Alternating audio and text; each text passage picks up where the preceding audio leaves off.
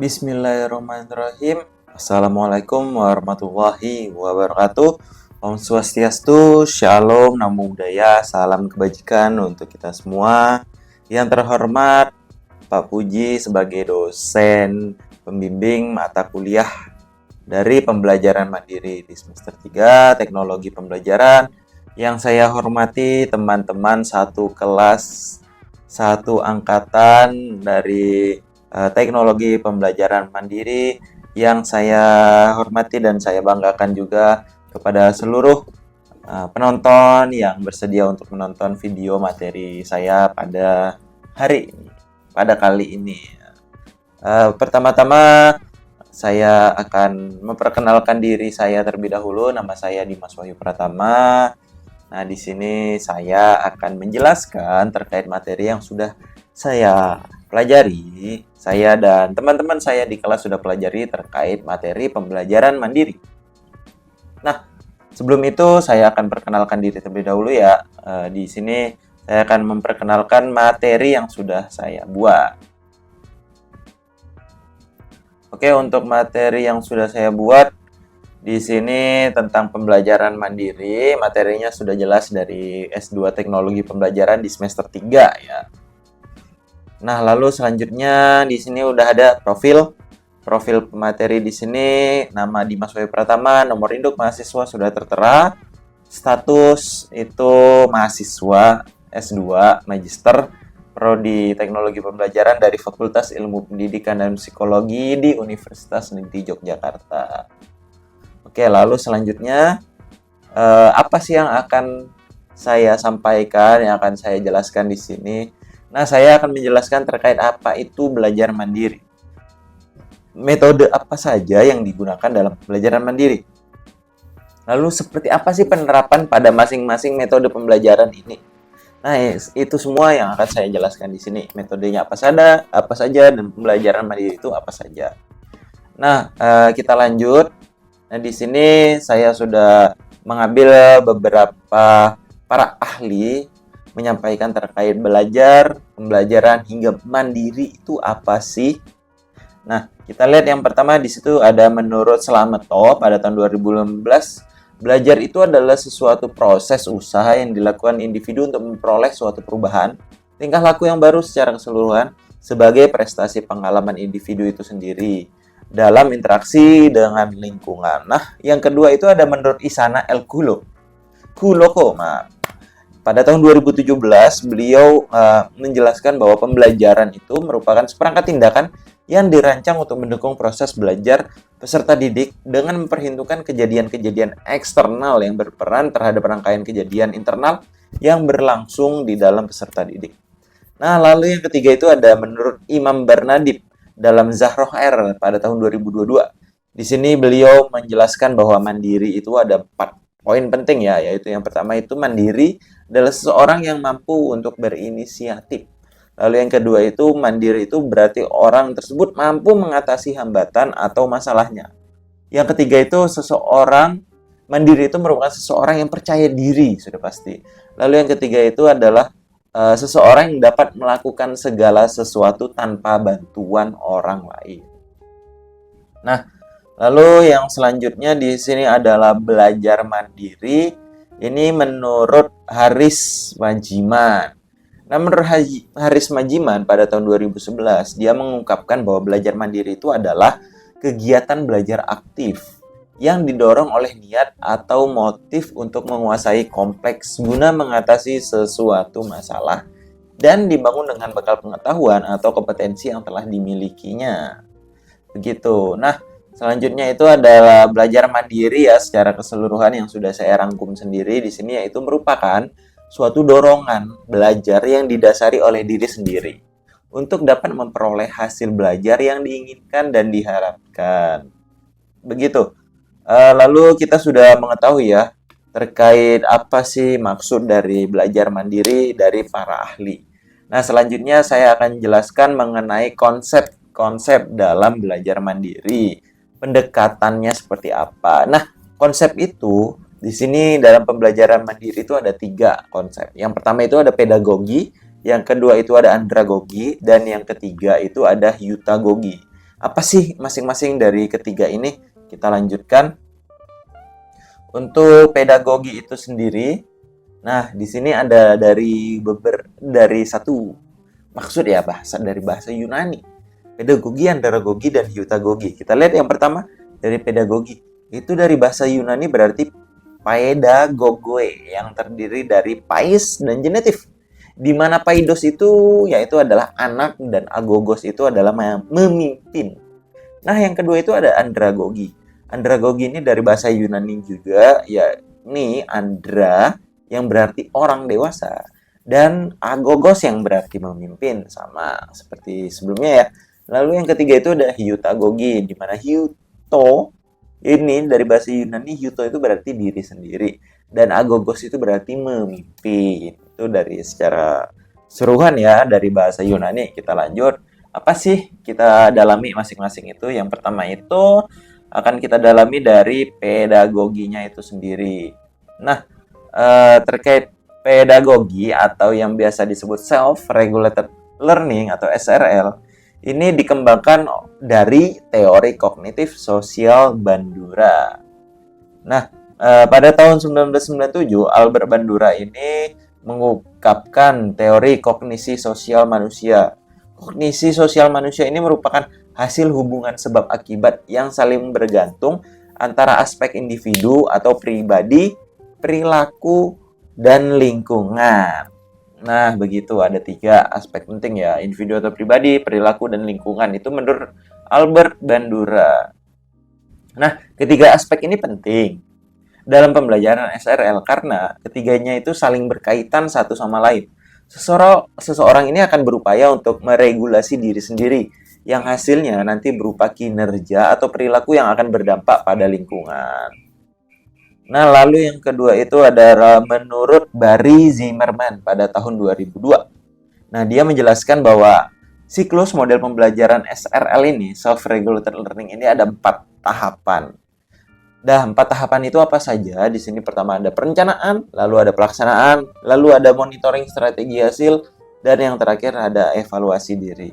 Nah, perencanaan itu apa? Perencanaan itu merupakan fase awal yang dimulai dengan fasilitator atau guru yang mempersiapkan lingkungan kelas atau lab atau bahkan bengkel dengan baik untuk memfasilitasi jalannya SRL. Nah, setelah itu, fasilitator ini akan menjelaskan kepada para pendidik apa yang akan dipelajari, serta beberapa opsi tujuan pembelajarannya.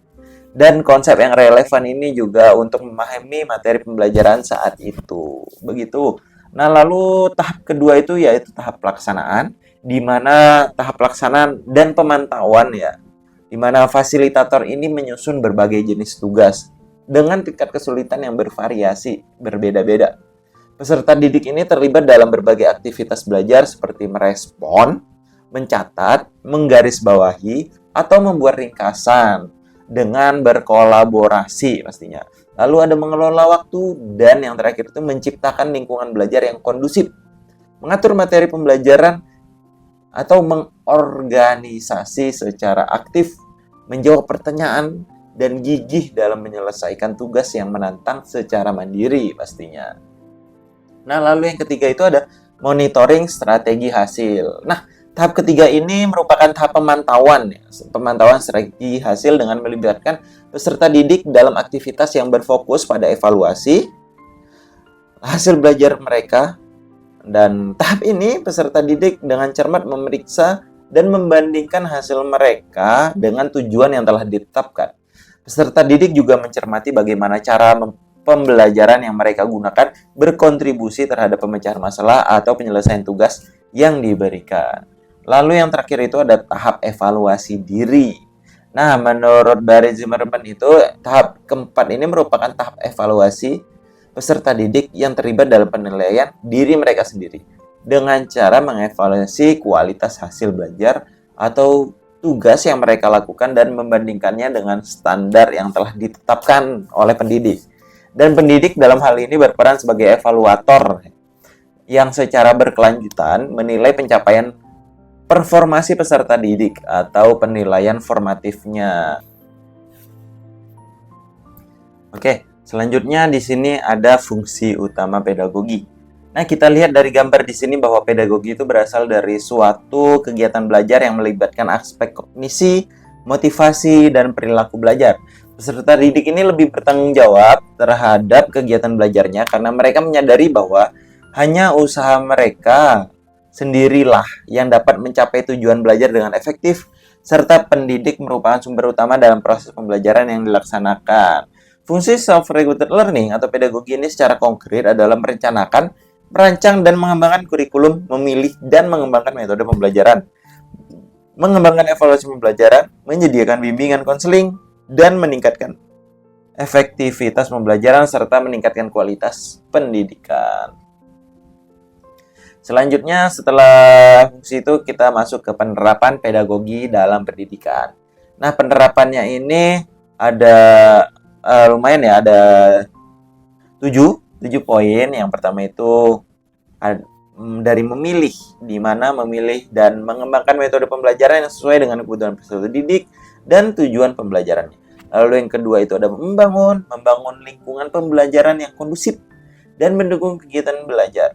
Lalu yang ketiga itu ada menerapkan evaluasi pembelajaran yang hasil objektif dan terukur untuk mengukur hasil belajar peserta didik. Selanjutnya itu ada menyediakan bimbingan dan konseling bagi peserta didik yang mengalami kesulitan dalam belajar. Lalu selanjutnya itu ada mengembangkan program pendidikan yang menyesuaikan dengan karakteristik dan kebutuhan peserta didik. Selanjutnya ada mendorong peserta didik untuk aktif dalam proses pembelajaran dan membangun kemandirian dalam belajar. Lalu yang terakhir itu ada mengintegrasi teknologi dalam pembelajaran untuk meningkatkan efektivitas dan efisiensi proses belajar mengajar. Oke, selanjutnya di sini setelah kita mengetahui terkait pedagogi, kita akan masuk ke dalam andragogi atau yang biasa disebut dengan self-directed learning.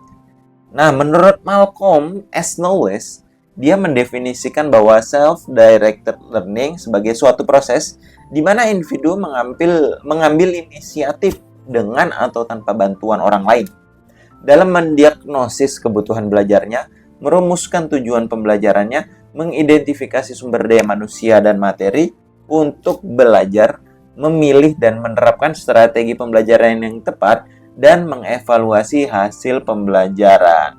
Nah, dengan demikian seseorang belajar atas inisiatif mereka sendiri dan memiliki tanggung jawab utama untuk merencanakan, melaksanakan, dan mengevaluasi upaya tersebut. Nah, tanggung jawab belajar tetap berada pada setiap individunya masing-masing. Nah, untuk dimensi utama andragogi di sini menurut D. Randy Garrison itu ada tiga dimensi ya, yang diusulkan oleh beliau dalam Song dan Hills tahun 2007 di sini. Terdapat 3 dimensi utama yang saling berinteraksi dan mempengaruhi berhasilnya pembelajaran mandiri. Yang pertama itu dimulai dari self-management, di mana self-management ini adalah dimensi pertama dalam model SDL Garrison. Self-management ini mengacu pada kemampuan peserta didik untuk mengatur dan mengendalikan proses pembelajaran mereka sendiri. Lalu selanjutnya itu ada self-monitoring atau pemantauan diri. Dimensi kedua ini dalam model Garrison, SDL Garrison, self-monitoring mengacu pada kemampuan peserta didik untuk secara aktif memantau dan mengevaluasi kemajuan mereka dalam mencapai tujuan pembelajaran. Lalu yang ketiga itu ada motivasi, di mana motivasi ini adalah dimensi ketiga dalam model SDL Garrison, yang merujuk pada dorongan atau semangat yang mendorong peserta didik untuk belajar secara mandiri. Nah, seperti yang kita lihat di dalam gambar sebelah D. Randy Garrison, itu model SDL ketiga dimensi ini saling bekerja sama ya, saling mempengaruhi satu sama lain. Dan sebaliknya motivasi yang tinggi ini dapat mendorong peserta didik untuk secara aktif mengelola pembelajaran mereka dan melakukan pemantauan yang lebih efektif nantinya. Kita lanjut, di sini ada tingkat self-directed learning (SDL). Nah, menurut Gerald Grow pada tahun 1991, cara untuk menggambarkan perkembangan peserta didik dalam mengembangkan kemampuan untuk mengatur dan mengelola pembelajaran mereka sendiri, yaitu penjelasan singkatnya ada di tabel. Tabel di sini ada 4 stage, di mana student itu bersifat dependent, interested, involved, dan self-directed. Dan guru itu authority coach, motivator guide, facilitator, consultant atau delegator. Consultant, delegator. Nah, di mana stage 1 di sini itu learner of low self direction, di mana pembelajar dengan self direction rendah, peserta didik pada tingkat ini cenderung bergantung pada instruksi dan bimbingan dari orang lain seperti guru dan instruktur. Dan di stage 2 itu self of moderate self direction, learner of moderate self direction itu pembelajar dengan self direction yang sedang. Tingkat ini mulai mengembangkan kemampuan untuk mengambil beberapa inisiatif dalam pembelajaran mereka sendiri. Mereka mungkin perlu panduan dan dukungan tambahan, tetapi juga dapat melakukan beberapa langkah dalam perencanaan dan pengorganisasian pembelajaran mereka sendiri. Lalu selanjutnya di sini ada stage 3 yaitu learners of intermediate self direction, sifat pembelajar yang menengah ya. Di tingkat ini memiliki kemampuan yang lebih baik dalam mengatur pembelajaran mereka sendiri. Nah, mereka dapat merencanakan dan mengorganisasi pembelajaran mereka dengan relatif mandiri. Maaf. Lalu pada stage 4, di sini ada learner of high self direction. Pembelajar dengan self direction tinggi tingkat ini adalah pembelajar yang sangat mandiri dan mampu mengatur pembelajaran mereka sendiri tanpa banyak bantuan eksternal mereka sendiri. Mereka memiliki kemampuan untuk merencanakan, menjalankan, dan mengevaluasi pembelajaran mereka secara efektif dan efisien. Mereka dapat memilih mengatur sumber daya pembelajaran mereka sendiri dan memiliki tingkat kemandirian yang tinggi. Nah, perkembangan dari satu tingkat ke tingkat yang lain yang lebih tinggi dalam SDL dapat memerlukan waktu dan pengalaman. Ya, pastinya.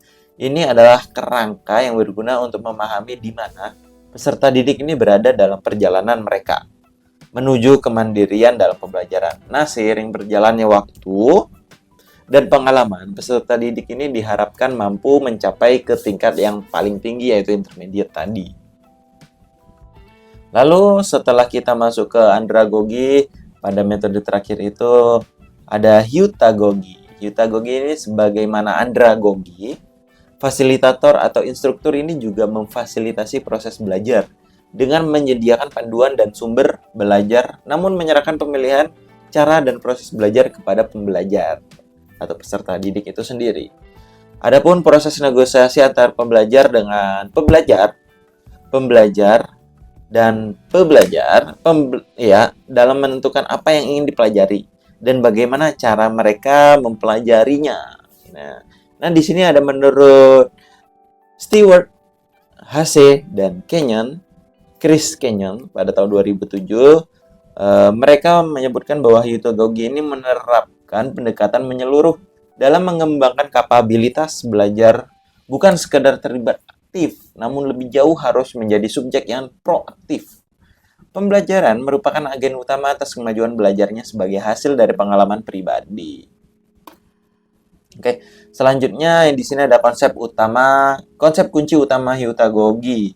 Ini adanya double loop learning dan refleksi.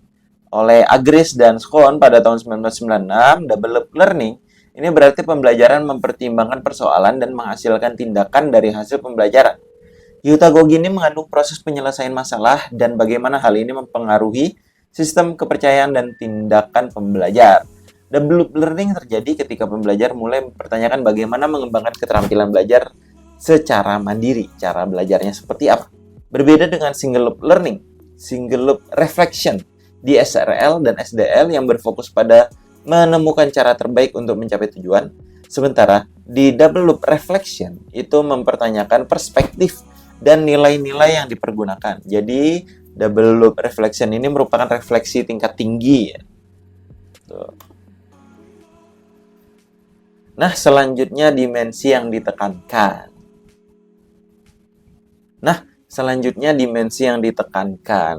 Dimensi yang ditekankan ini seperti yang kita lihat dari gambar kerucut, kita ketahui bahwa hyutagogi merupakan perpanjangan bukan pengganti dari pedagogi ataupun andragogi, namun hanya perpanjangannya. di mana Hyutagogi ini menampilkan prinsip-prinsip tertentu tentang pembelajaran atau mendidik yang tidak terdapat dalam pedagogi. Dan seringkali dari andragogi itu tidak ada. Nah, ini mencakup 8 karakteristik atau dimensi. Nah, berikut ini karakteristiknya. Yang pertama itu belajar ketika pelajar sudah siap. Nah, pelajar sebagian besar itu mengontrol proses belajar, benar. Membuat keputusan sendiri mengenai kecepatan dan aktivitas sesuai dengan kebutuhan dan minat. Lalu yang kedua itu pembelajaran dipandang sebagai sebuah proses kompleks yang mengharuskan pembelajar untuk melampaui pengetahuan dan keterampilan ini bukanlah proses yang berlebihan. Menyalin, membuat model, atau walaupun hal-hal ini mungkin saja terjadi ya, hal ini memerlukan koneksi baru dan wawasan yang lebih inventif. Nah, lalu yang ketiga itu pembelajaran tidak bergantung pada guru dan dapat dipicu oleh suatu pengalaman di luar kendali guru, yaitu bersifat mandiri. Nah, pembelajaran ini terfokus pada siswa, bukan pada silabus. Pembelajaran ini mengenal apa yang siswa ingin ketahui dan pilih untuk dieksplorasi. Yang keempat itu ada pembelajaran menghasilkan perluasan kemampuan untuk belajar bagi diri sendiri. Nah, ini mengarahkan dan mengendalikan pembelajaran sendiri. Lalu yang kelima, di sini ada kemandirian dalam belajar, yaitu kepercayaan diri untuk mencari jalan keluar, mengambil risiko, dan mengetahui cara menemukan sesuatu. Lalu yang keenam itu ada refleksivitas, yaitu kemampuan menerima implikasi pembelajaran, menyerapnya ke dalam situasi diri sendiri, mengubah cara berpikir dan bertindak sebagai hasil pembelajaran. Lalu yang ketujuh di sini ada penerapan apa yang dipelajari. Nah, sehingga terjalinnya hubungan dengan dunia profesional dan kehidupan lain di luar teori saja. Lalu yang terakhir di sini ada nilai-nilai pembelajaran yang positif. Agar pembelajaran menjadi suatu pengalaman yang menyenangkan dan dinikmati diri sendiri. Nah, kedelapan ini berdasarkan dari para ahli yaitu Hase dan Kenyon pada tahun 2013. Nah, selanjutnya kita masuk ke menyusun rancangan pembelajaran. Bagaimana sih cara hal yang harus dipertimbangkan dalam menyusun rancangan pembelajaran? Nah, di sini yakni ada persiapan, pelaksanaan, penilaian, dan refleksi. Nah, untuk persiapan, apapun pekerjaan kita, apabila kita menginginkan hasil maksimal, maka kita harus membuat persiapan yang matang. Nah, begitu juga dalam proses pembelajaran. Seorang pembelajar yang menjadi agen pembelajaran tidak akan dapat melaksanakan tugasnya sebagai agen yang baik tanpa adanya persiapan yang baik pula. Yang perlu dipertimbangkan agen pembelajaran dalam persiapan ini terkait dengan kompetensi yang diharapkan dicapai oleh diri sendiri. Ialah bagaimana menyiapkan pembelajaran, fasilitas, atau media pembelajaran yang tepat. Selanjutnya, skenario pembelajaran apa yang akan diterapkan untuk membantu diri sendiri mencapai kompetensi, kemudian bagaimana melaksanakan evaluasinya. Nah, lalu yang kedua ini pelaksanaannya. Pelaksanaan pembelajaran ini seharusnya ini merujuk pada persiapan yang sudah ditentukan. Meskipun tidak harus kaku, dengan merujuk pada persiapan yang sudah ada, tujuan pembelajaran sebagai agen pembelajar ini akan lebih mudah dalam kaitannya dengan pencapaian kompetensi yang harus dikuasai peserta didik atau diri sendiri dalam pelaksanaan pembelajaran diri sendiri.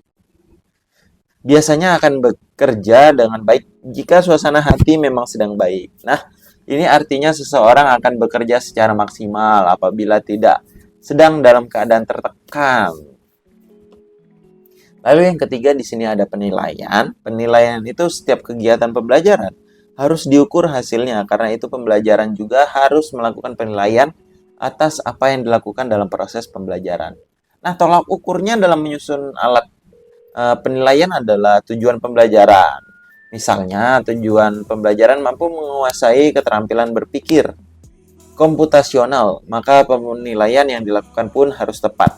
Teknik dan jenis penilaian tergantung pada kebutuhan, kapabilitas yang ingin dicapai oleh pembelajar, dan memenuhi unsur validitas dan reliabilitas.